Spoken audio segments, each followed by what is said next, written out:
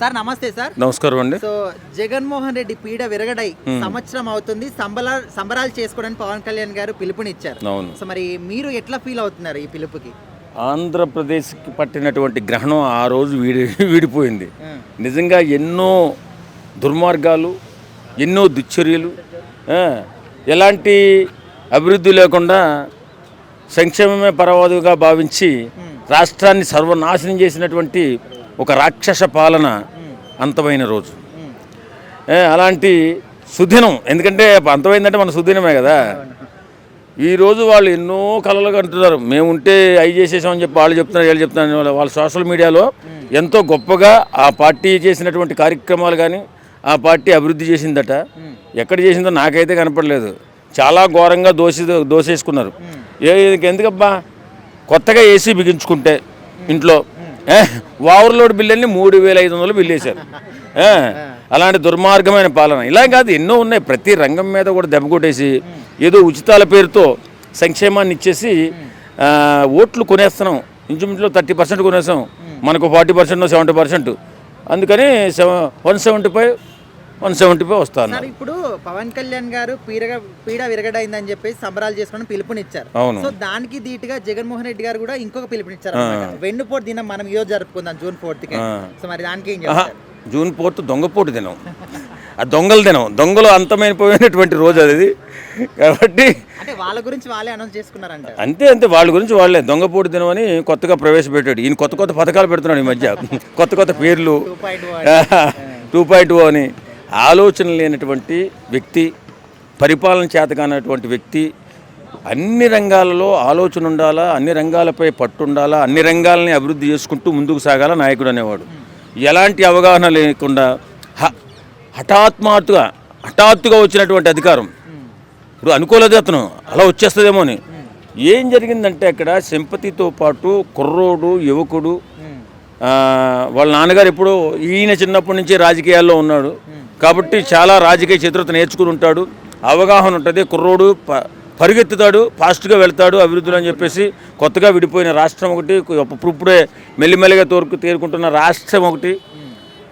దీన్ని అభివృద్ధి చేయగల సత్తా జగన్మోహన్ రెడ్డికి ఉందని ప్రజలు గట్టిగా విశ్వసించి 151 సీట్లు ఇచ్చారు. 150 హఠాత్ పరిణామంగా ఏం జరిగిపోయిందంటే ఆయనకేం అర్థం కాల, మైండ్ బ్లో అయిపోయింది. అంటే నేను దేవుడిని అన్నమాట, దైవలోక సంభూతుని అన్నమాట. అంటే పక్కన భజన పనులు బయలుదేరారు కదా. నా అన్నయ్య నువ్వు దేవుడన్నా అంటే నిజమేనేమో అనుకున్నాడు పాపం. నిజమేనేమో అనుకుని పరిపాలన ఎవడి మాట వినకుండా కేవలం అక్కడ రాజసౌధంలో పడుకుని బటన్ నొక్కి కొంచెం సంక్షేమం పేదవాళ్ళకి అందాయి, కాదని ఎవడండో. అతని పరిపాలనలో పేదవాడికి అందాయి, కానీ పేదవాడితో పాటు దొంగలకు కూడా అందాయి. అందుకే ఈవేళ మనం దొంగపోటు దినం అంటున్నాం దాన్ని. కాబట్టి చాలా విపరీతంగా శాండ్లో కానీ అలాగే లిక్కర్లో కానీ విపరీతమైన దోపిడీలు, ఎవరిని లెక్క చేయని తనం, ఎవడి మాట విన్న తనం. ఎంతెందుకు ఎమ్మెల్యేలు కూడా కలవలేక, వాళ్ళ నియోజకవర్గాలు అభివృద్ధి చేసుకోలేక, ఏం చేయాలో తెలియక, జనాలతో తిట్లు తినలేక ఏం చేయాలని మొఖాలు దాచుకున్నటువంటి రోజు ఈ దొంగపోటు దినం. ఓకే సార్, ఓవరాల్గా ఒక మాటలో చెప్పండి, జగన్ పరిపాలనని మీరు ఏ పేరుతో పిలుస్తారు? ఒక్క పేరుతో పిలవాలి. రాక్షస పాలనే, ఇంకేమన్నా కూడా ప్రత్యేకంగా పేరే ఉంటుంది. కొత్తగా పెట్టలేక జగన్మోహన్ రెడ్డిలేగా దొంగపోటు దినం అని. రాక్షస పాలన, చాతగాని పాలన, సన్నాసి పాలన ఏదైనా ఉందంటే వైఎస్ఆర్సీపీ పాలన. ఆకచెల్లెమ్మలకు, అన్న తమ్ములకు ఈ వైఎస్ జగన్ పేర విడిగిరైందని, సంవత్సరం అయిందని పండుగలు చేసుకుంటున్నారు. మేము కూడా ఒక పండుగ చేసుకుంటాం, దాన్నే వెన్నుపోటు దినం అని ఈరోజు ప్రకటిస్తున్నా. 14వ తారీఖు అంటే తెలుసు కదా, June 4th. డేట్లు మర్చిపోయా, పదవే మర్చిపోయా. అలాంటిది డేట్లు ఎందుకు మర్చిపోని చెప్పండి. అలాంటివన్నీ జరుగుతూ ఉంటాయి. అక్కచెల్లెమ్మలకు, అన్న తమ్ములకు ఈసారి మళ్ళీ వైఎస్ జగన్ వస్తానో రానో నాకే తెలుస్తలేదు. కాకపోతే ఒకటి మాత్రం చెప్తాను నేను, ఈ వైఎస్ జగన్ ప్రతిరోజు కూడా తలుచుకొని రోజు ఉంటూ ఉండదు. ఎందుకంటే మీ అందరికీ మంచి గాలిని ఇచ్చేది ఈ వైఎస్ జగన్. రైట్. మరి ఇప్పుడు పవన్ కళ్యాణ్ గారు ఏమో సంబరాలు చేసుకోమంటుంటే మీరెందుకు వెన్నుపోటు దినమంటున్నారు? ఎవరికి వెన్నుపోటు పొడిచారు? మీకేనా? బేసికలీ యాక్చువల్లీ ప్రతి అక్క చెల్లెమ్మలకు ఒకటే చెప్తున్నా, వెన్నుపోటు దినం అనేది ప్రతి ఒక్కరికి వెన్నుపోటు పొడుస్తారయ్యా. కానీ వీళ్ళు మాత్రం నాకు 11 సార్లు పొడిచింగ్ చేశారయ్యా. వెన్నుపోటు దినం వాళ్ళగా చేసుకునేది మనం చేసుకోవాలి. ఎందుకంటే ఈ వైఎస్ జగన్ని వెన్నుపోటు పొడిచారు. నా వెన్నుపోట్లో వెన్నుపూసు కూడా ఇరిగిపోయిందా, అది వేరే విషయం. మీరు 2.0 చూపిస్తామని బట్టలు కూడా తీసి కొడతామని కూడా చెప్తున్నారు కదా, ఎవరినైనా బట్టలు కూడా తీసి కొడతా. ఎందుకంటే రాబోయే రోజుల్లో 2.0 ప్రతి ఒక్క జిల్లాలో ప్రతి ఒక్క రాష్ట్రంలో పెడతాడు ఈ జగన్, అర్థమైందా? అందుకు మరి ఇప్పుడు ఓవరాల్ గా ఏం చెప్తారు, మరి మీరు వెన్నుపోటు దినం చేసుకుంటారా లేకపోతే సంబరాలు చేసుకుంటారా ఏంటి? బేసికలీ యాక్చువల్లీ మనం ఏం చేసుకున్నా కానీ పార్టీలో ఫండ్ లేదు. అప్పుడంటే గవర్నమెంట్ డబ్బులు తెంగేసి అన్నీ చేసుకునే వాళ్ళం. ఇప్పుడు చేసుకోవడానికి ఏమీ లేదు. ఎందుకంటే పార్టీ ప్రజలందరూ కూడా మళ్ళీ ద్వేషిస్తున్నారు. మనం చూశారు కదా, అసెంబ్లీకి వెళ్తే 5 నిమిషాలు కూడా లేను, అక్కడ 65 ఏసీలు ఉన్నాయి, కానీ నాలో మాత్రం బీపీ ఉంది. అందుకనే 1 నిమిషంగా పరిగెత్తుకొచ్చేసాను. ఇప్పుడు జగన్మోహన్ రెడ్డి గారు వెన్నుపోటు దినోత్సవం అని చెప్పి జూన్ 4న చేస్తున్నారు. అదే రోజు కూటమి తరపు నుంచి జనసేన తరపు నుంచి పీడ విరగడైందని దినోత్సవం చేస్తున్నారు. మరి ఏది కరెక్ట్, మీ అభిప్రాయం ఏంటి? బేసికలీ ఇదే కరెక్ట్, పీడ విరగడైందని. ఇది సర్వం అవ్వాలి అని ప్రతి ఒక్కరు కోరుకుంటున్నాను, నాతో సహా. కానీ నాకు మాత్రం ఇండోర్లో ఒకటే అనిపిస్తుంటుంది, ఏ దుబాయో అమెరికాయో పరిగిపోయి అక్కడే సహజీవనం కొనసాగించాలని ఉంటుంది. కానీ మార్పింగ్ చేసుకుని ఫేస్ ఏదోలాగా జగన్ కాదు, నేను జగన్ 2.2 అని బతుకుదాం అనుకుంటే ఈలోపు అన్నా నువ్వు తోపు, నువ్వు వెయ్యి అని చెప్పి నా ఫ్యాన్ని రెక్కలు ఇరిగేదాకా కొడుతూనే ఉన్నారు నా అభిమానులు. రీసెంట్ గా సైకిల్ ని నేలకేసి కొట్టి ఒక చిన్నపిల్లడి దగ్గర లాక్కొని వైఎస్ఆర్సీపీ కార్యకర్తలందరూ కూడా ఒక వీడియో వైరల్ చేస్తున్నారు. దాని మీద మీ అభిప్రాయం ఏంటంటే సైకిల్ అలాగా నేలకేసి కొట్టడం అనేది సైకో అని చెప్పి నారా లోకేష్ గారు మాట్లాడుతున్నారు, మీరేమంటారు దాని గురించి? బేసికలీ ఒకటే మాట చెప్తాను, సైకిల్ కొట్టడం కాదు, సైకిల్ని కొట్టినా ఇక ఫలితం లేనప్పుడు, నన్ను కొట్టినా కానీ ఇంకా గెలవలేమన్నప్పుడు ఇంకెందుకు. అదే నేను చెప్తున్నా, ఆ చిన్న కుర్రోడికి సైకిల్ కూడా కొంటానని చెప్పాను నేను. మా పార్టీలో ఫండ్స్ లేవు, రావుకుని 5 సంవత్సరాల తర్వాత పైసలు గవర్నమెంట్ దగ్గర తెగిపోయి సైకిల్ కొంటామని చెప్తూ ఉన్నాను. జగన్మోహన్ రెడ్డి గారు మా దగ్గర డబ్బులు లేవు, ఎవరి డబ్బులు వాళ్ళే ఖర్చు పెట్టుకోండి, పార్టీని నడిపించండి అని చెప్తున్నారు. అసలు జగన్మోహన్ రెడ్డి గారు డబ్బులు లేవంటారా? బేసికలీ అప్పుడైతే తుప్పు మందు అమ్మేసేటోళ్ళు, అలాగే అక్రమ ఆదాయం వచ్చేది, ఇసుకలో మొత్తం మాఫీ చేసేవాళ్ళం. అప్పుడు డబ్బులు వచ్చాయి కాబట్టి అప్పుడు ఎంతో ఆంధ్రప్రదేశ్ని ముందుకు తీసుకెళ్తున్నట్లు మా వెనకాల డబ్బులు వేసుకునేవాళ్ళం. ఇప్పుడు ఆ డబ్బులంతా కూడా నల్ల డబ్బు, తెల్లగా కూడా కనిపిస్తలేదు. ఒక మాట అయితే చెప్తూ ఉన్నాను, ఇంట్లో కరెంటు బిల్లు కట్టండి, కరెంట్లోకి డబ్బులు లేక దొంగ కరెంట్ లాక్కుంటున్నానని చెప్తూ ఉన్నాను అధ్యక్ష. రాక్షస పాలన అంటే అది ఎవరు వాళ్ళు చెప్పుకోవడం కాదు, ఇప్పుడు ప్రజల్లో చెప్పుకోవాలా. ఇప్పుడు సపోజ్గా ఒక 100% అనుకుంటే ప్రజలు, వాళ్ళల్లో ఎవరు 70% ఎవరైతే పీపుల్ ఏదైతే చెప్తారో అదే తీసుకోవాలి మనం.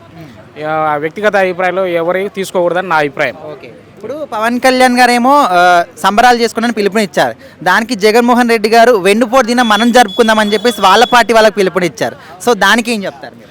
అది అంతే భయ, అది పొలిటికల్, రాజకీయంలో ఇవన్నీ కామన్. ఎందుకంటే ప్రత్యర్థులు ఒకరి మీద ఒకరు ఎత్తులు వేసుకోవడము, ఒకరిని ఒకరు దూషించుకోవడము, ఒకరు మంచి చేసే దాన్ని హైలైట్ చేయరు ఎవరు, ఎందుకంటే అది పొలిటికల్ కాబట్టి. ఇప్పుడు స్పోర్ట్స్ అనుకో, ఒకరు గెలిచి ఓడిపోయినప్పుడు వాళ్ళు అది స్పోర్ట్ యూనివర్స్ అంటాం మనం, దాంట్లో అయితే గెలిచిన వాళ్ళు ఎంకరేజ్ చేస్తారు. పొలిటికల్ కాబట్టి మ్యాక్సిమం చేయరు ఎవరు. ఓకే అన్న, ఇప్పుడు మీరు చూస్తున్న సిచ్యువేషన్స్ అన్ని బట్టి కూడా గత పాలన బాగుందా, ప్రజెంట్ ఉన్నటువంటి పాలన బాగుందంటారా?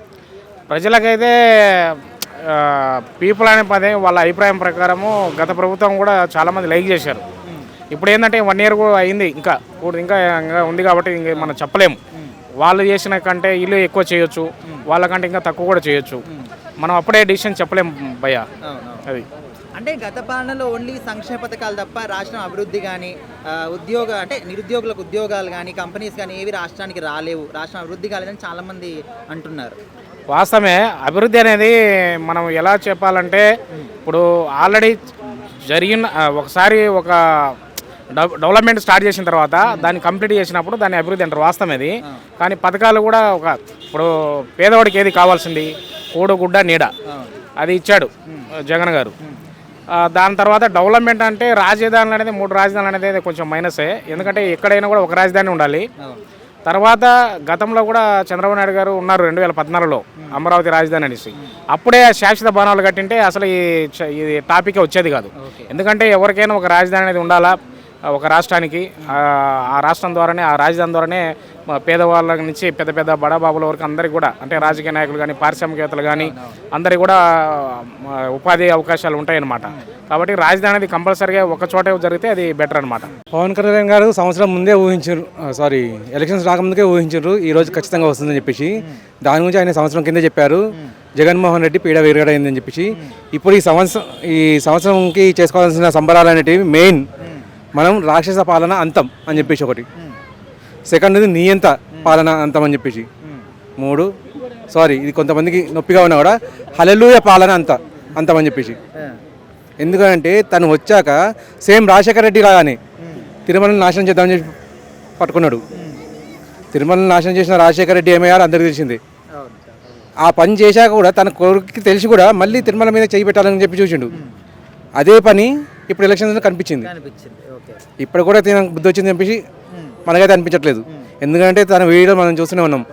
మళ్ళీ మేము అధికారంలోకి వస్తాము, అధికారంలోకి వచ్చాక ఒక్కొక్క ఆఫీసర్ని పట్టుకుంటాము, ఎటుపోయినా అది ఏది చెప్పినా కూడా ఒక నియంత్రణ కనిపిస్తుంది తన మాటల్లో. ఇప్పుడు తను చెప్పే మాటల్లో ఎలా ఉందంటే నేనే దైవాంశ సంబంధించింది, ఆయన ద్వారా వచ్చినవాడిని నేనే పరిపాలిస్తాను ఇక్కడ, నేను తప్ప ఇక్కడ ప్రపంచంలో ఇంకెవరు లేరు. ఇటు చంద్రబాబు నాయుడు గారు కానీ పవన్ కళ్యాణ్ గారు కానీ వీళ్ళంతా జుజుంబిలు అని చెప్పేసి తన అదో లోకంలో ఉన్నాడు అన్నట్టు. అప్పుడు పరిపాలన ఉన్నప్పుడు ఎవరిని పట్టించుకోలేదు అన్నట్టు. ఎవరున్నా కానీ ఎవరి మీద పడితే వాళ్ళ మీద కేసు పెట్టిండ్రు. ఇప్పుడు అదేమైంది, చంద్రబాబు నాయుడు అనే గారు జస్ట్ వాటిని వెలికి తీసినాడు అన్నట్టు. వెలికి తీస్తేనే వాళ్ళకు శిక్షలు అనేవి పడుతున్నాయి. దాన్ని తనేమనుకుంటున్నాడు అంటే ప్రతీకార చర్య అనుకుంటున్నాడు. ఇది అనాలోచిత చర్య అన్నట్టు ఆయనది, బుద్ధిహీనత అంటారు దీన్ని ఒక విధంగా. పవన్ కళ్యాణ్ గారు ఏమో పండగ జరుపుకోవడానికి పిలుపునిచ్చారు. సో దానికి ధీటుగా అదే రోజు జూన్ 4కి వెన్నుపోటు దినం మనం జరుపుకుందామని జగన్మోహన్ రెడ్డి గారు వాళ్ళ పార్టీ వాళ్ళకు పిలుపునిచ్చారు. సో మరి దీన్ని ఏ విధంగా చూస్తారు మీరు? అయ్యా, వెన్నుపోటు దినం జరిపించుకోవడానికి కనీసం అటు 50% ఉంటే ఇటు 20% అని ఉండాలి చేసుకోవడానికి, వినేటోళ్ళనే ఉండాలి. ఫస్ట్ ఆఫ్ ఆల్ ఈయన అధికారంలో ఉన్నప్పుడే ఎమ్మెల్యేలు ఆయన కలవడానికి భయపడ్డారు. ఆయన కలవడమే కాదు, వాళ్ళ ప్రజల్ని కలవడానికి వాళ్ళు భయపడ్డారు. మేము ఏం చూపించామని చెప్పేసి వాళ్ళకి మేము ముఖాలు ఎలా చూపించుకోవాలని చెప్పేసి. ఇప్పుడు ఈయన చెప్పే దినం చేసుకోవడానికి కనీసం దినం డబ్బులన్నీ ఉండాలి కదా వాళ్ళ దగ్గర, అవేవీ లేవు. పోనీ మనుషులన్నా పిలిపిద్దాము, మనుషులను పిలిపించేసి కనీసం భోజనాలను పెడదాం వాళ్ళకు, కనీసం న్యూస్ పేపర్ వాళ్ళకు, న్యూస్ ఛానల్ వాళ్ళకు కనీసం కొంతమంది మనుషులను చూపిద్దామంటే వాళ్ళకి డబ్బులు ఇవ్వడానికి అది వదిలేయండి, భోజనాలు పెట్టడానికి అది వదిలేయండి, వచ్చిన వాళ్ళు కాలు నీళ్ళు ఇవ్వడానికి అన్న డబ్బులునే. ఎమ్మెల్యేని పట్టించుకోలేదు, దోచుకుందాము ముంచుదాము అని చెప్పి చూసిండు. ఇప్పుడు దినాన్ని ఎట్లా జరుపుతాడంట? సరే వాళ్ళ నాయన దినమన్నా చెప్పిండా, ఇప్పుడు స్పెషల్గా ఈ దినాన్ని జరిపించడానికి. ఓకే అన్న, ఓవరాల్గా జగన్మోహన్ రెడ్డి పరిపాలన గురించి మీరు ఏం చెప్తారు ఒక్క మాటలో చెప్పాలంటే?